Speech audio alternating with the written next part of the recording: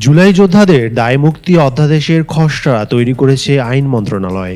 শিগগিরই এটি অনুমোদনের জন্য উপদেষ্টা পরিষদের বৈঠকে উপস্থাপন করা হবে বলে জানিয়েছেন আইন বিচার ও সংসদ বিষয়ক উপদেষ্টা ডক্টর আসিফ নজরুল। বৃহস্পতিবার বিকেলে নিজের ভেরিফাইড ফেসবুকের একটি পোস্টে এসব কথা বলেন তিনি। জুলাই যোদ্ধাদের দায়মুক্তি শীর্ষক ওই পোস্টে আইন উপদেষ্টা লিখেছেন, জুলাই যোদ্ধারা জীবন বাজি রেখে দেশকে ফ্যাসিস্ট শাসন থেকে মুক্ত করেছিল। অবশ্যই তাদের দায়মুক্তির অধিকার রয়েছে। জুলাই গণ অভ্যুত্থানকালে ফ্যাসিস্ট শেখ হাসিনার খুনিদের বিরুদ্ধে তারা যে প্রতিরোধমূলক কার্যক্রম করেছিল সেজন্য তাদের দায়মুক্তি দিয়ে আইন প্রণয়নের প্রয়োজন রয়েছে।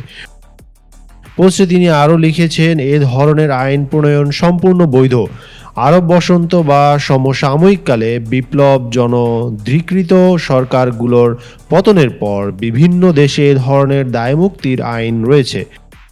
বাংলাদেশের সংবিধানের 46 অনুচ্ছেদের দায়মুক্তির আইনের বৈধতা রয়েছে এবং 1973 সালে মহান মুক্তিযুদ্ধের পর মুক্তিযোদ্ধাদের জন্য দায়মুক্তি আইন হয়েছিল। আইন উপদেষ্টা আরও লিখেছেন, এসব নজির ও আইনের আলোকে আইন মন্ত্রণালয়ের দায়মুক্তি অধ্যাদেশের একটি খসড়া তৈরি করেছে। ইনশাআল্লাহ আগামী উপদেষ্টা মণ্ডলীর বৈঠকে তা অনুমোদনের জন্য উপস্থাপন করা হবে।